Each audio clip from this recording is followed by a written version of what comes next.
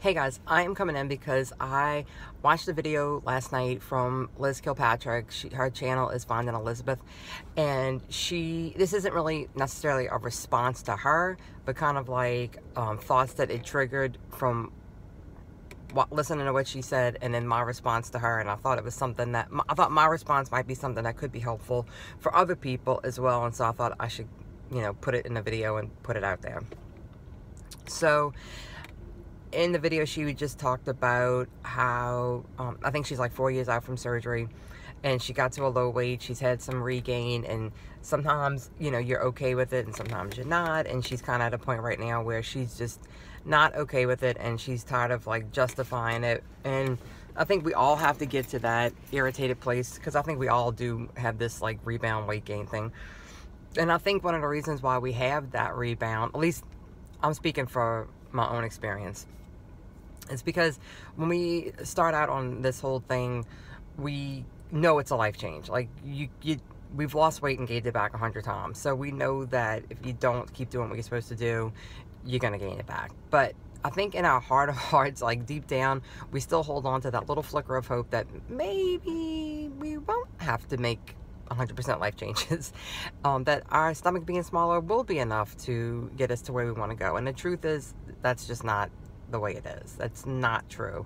For me, doing things in moderation, and it doesn't work. It's kind of like, and I was talking to John about it last night, I'm like, it's like, for me, doing things in moderation, it's like an alcoholic drinking in moderation, or a heroin addict doing a little bit of heroin in moderation.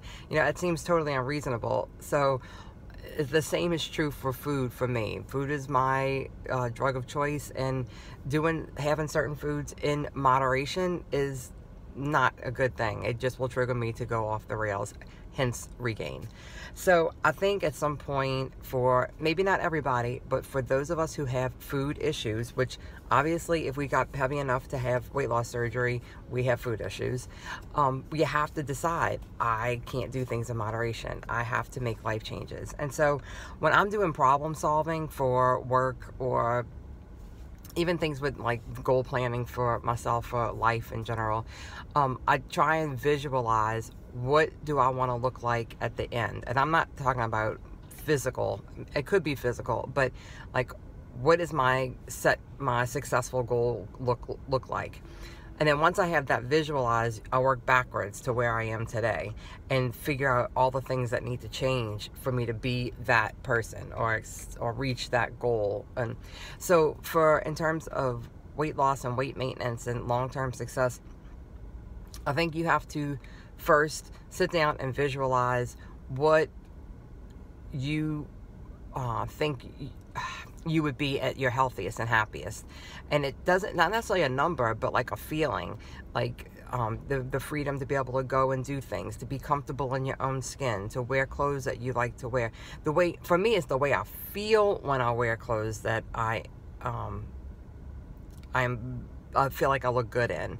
The confidence that comes with that. I love that feeling of confidence. I love the feeling of freedom, that I can go wear anything, that I don't have to be tugging and pulling on things, and just feeling comfortable, not out of breath, in shape.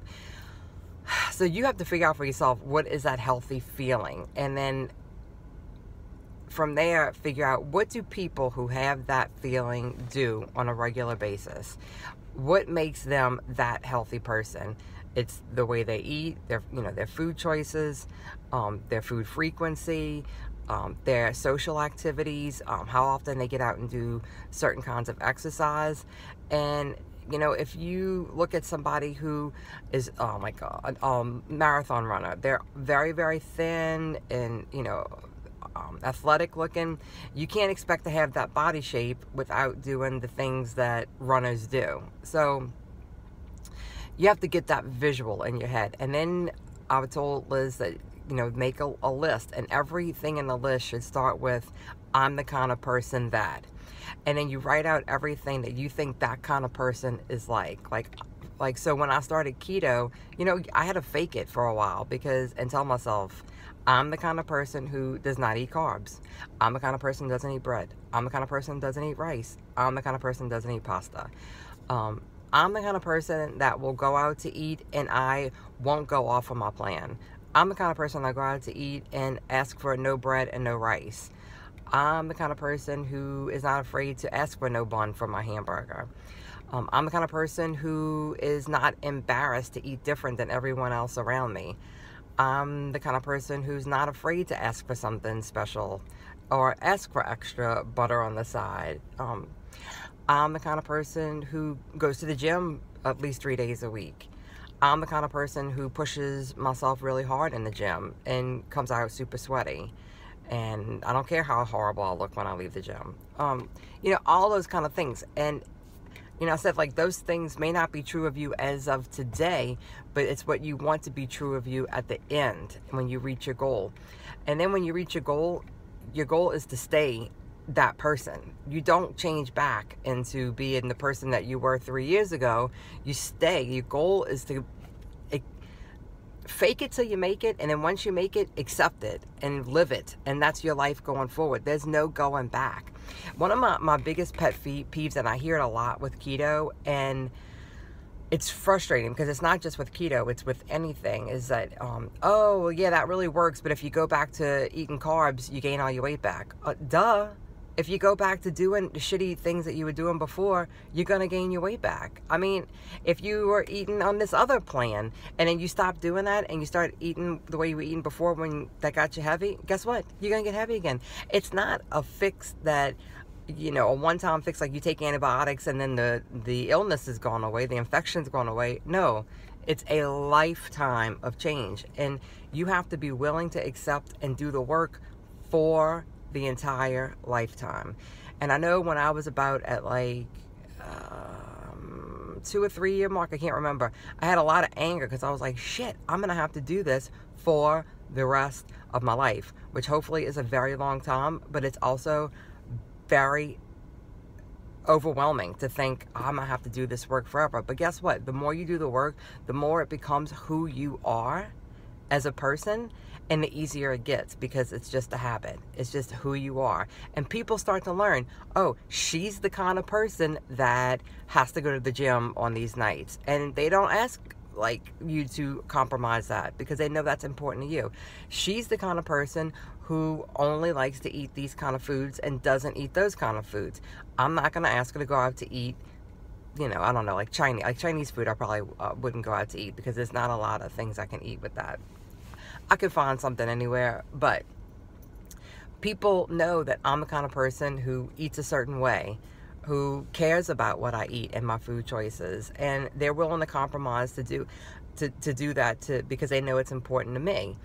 I compromise things for other people because I know it's important to them. So I'm valued just as much as that person. And I think it all comes down to confidence in yourself and your choices. And when you're confident in yourself and you value yourself, then you require that other people value the same way. And if they don't value you the same way, then you eliminate them from your life. Because if they don't value you and you accept it, that means you're diminishing your own value to yourself. And it's unacceptable. Every one of us has value, and we have to find our people and our tribe who respects our values.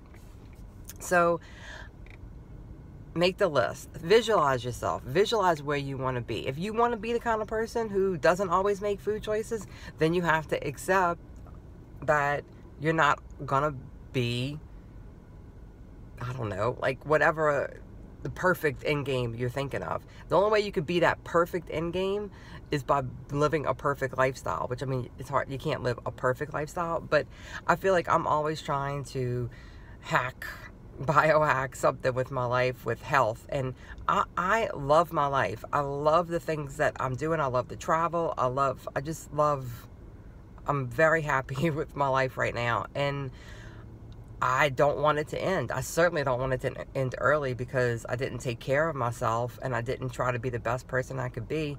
If I get ill, it's not going to be because I didn't work my hardest to eat healthy and live a healthy lifestyle.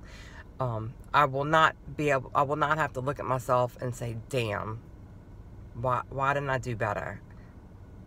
I don't want to be disappointed in myself or my effort, and I don't think anybody does, but you have to be willing to make the effort and put in the work to be confident in yourself and to be happy with where you are at the end.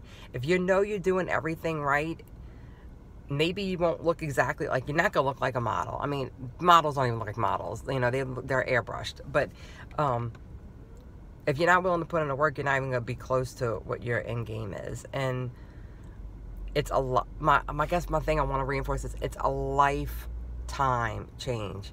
It's not a diet. We have to get out of this diet mentality. We're not on diets anymore. We are making life tweaks, major changes, minor changes, all the little things that add up to lifelong changes and improvements. And if you keep looking at it like, I'm going to do this right now and then I'm going to do that, it's never going to work. It's never going to be a lifelong thing. And I've finally accepted it, and I feel so much happier and more at peace with myself. Am I always trying new things? Yes. And I throw some things away that I don't feel like work, and I hold on to things that clearly work. And if I threw away the things that clearly worked, I can't be disappointed that I don't have the same success that came with what worked. I mean, it's just common sense. But you have to accept in your brain, this is not a quick fix. This is not a diet. This is not temporary. This is a lifestyle, long-term change. So that's what I have to say.